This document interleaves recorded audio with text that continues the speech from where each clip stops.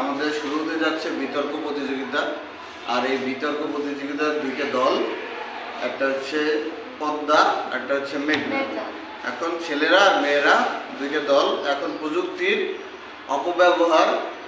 ব্যবহার আর একটা প্রযুক্তির অপব্যবহার সম্পর্কে আমাদের মাঝে তুলে ধরবে প্রিয় ছাত্রছাত্রীরা। আমরা আশা করব যে দুইও দল সুন্দর করে জেতার জন্য চেষ্টা করবা, অনেক ভালো করবা। আমার সামনে উপস্থিত সম্মানিত প্রধান বিচারক এবং আমার আশেপাশের সহপাঠী এবং বন্ধুদের সকলকে আমার আন্তরিক শুভেচ্ছা জানিয়ে আমার বিতর্কের বিষয়টি শুরু করছি। প্রথমে আমরা প্রযুক্তির ব্যবহারগুলো সম্পর্কে ভালো দিকগুলো বলতে যাচ্ছি। আসলে প্রযুক্তি হলো এমন একটি মাধ্যম যেখানে আমরা আধুনিক উপায়ে বিভিন্ন তথ্য সরবরাহ করতে পারি। আমরা যদি মোবাইল ফোনের কথাই আসি তাহলে বলা যেতে পারে আমরা আগে বা অনেক আগে চিঠির মাধ্যমে তথ্য আদান প্রদান করতাম। অনেক সময় চিঠি পৌঁছাতে 10 থেকে 15 দিনেরও বেশি সময় লাগতো, কিন্তু এখন মোবাইল ফোনের মাধ্যমে তা 1 মিনিটেরও কম সময়ে তথ্য আদান প্রদান করা যায়, কারোর সাথে কথা বলা যায়। এই মুঠোফোন হাতের মধ্যে রেখেই ছবিও আদান প্রদান করা যায়।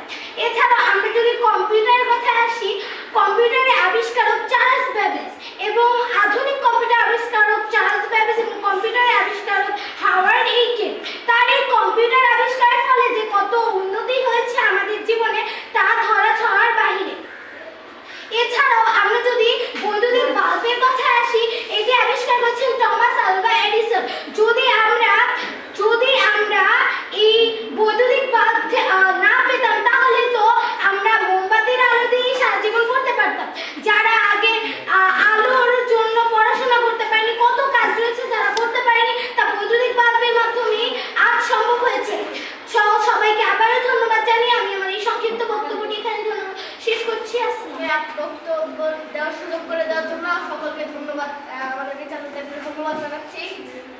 আজকের বিষয় হচ্ছে বিজ্ঞানের পক্ষে ও বিপক্ষে। যেহেতু আমার দল বিপক্ষে, তাহলে আমি সেই বিষয়ে এখন কথা বলব। বর্তমান যুগ বিজ্ঞানের যুগ। বিজ্ঞানের ভালো দিকও আছে, খারাপ দিকও আছে। আর বিজ্ঞানের একটি খারাপ দিক হলো যে পারমাণবিক বোমা। একজন বিজ্ঞানী এই পারমাণবিক বোমা তৈরি করেছিলেন এবং জাপানের হিরোশিমা ও নাগাসাকিতে নিক্ষেপ করা হয়েছিল।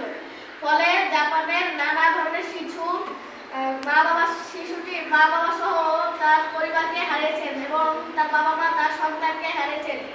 এবং তার ফলে জাপানে এখন অনেক পঙ্গু শিশু সৃষ্টি হচ্ছে। বিজ্ঞানের একটি খারাপ দিক ধরতে গেলে হয় এসি আমাদের গরম থেকে মুক্তি রাখে ঠিক, কিন্তু এসির যে একটা গ্যাস বের হয় সেটা আমাদের শরীরের পক্ষে অত্যন্ত ক্ষতিকর বলে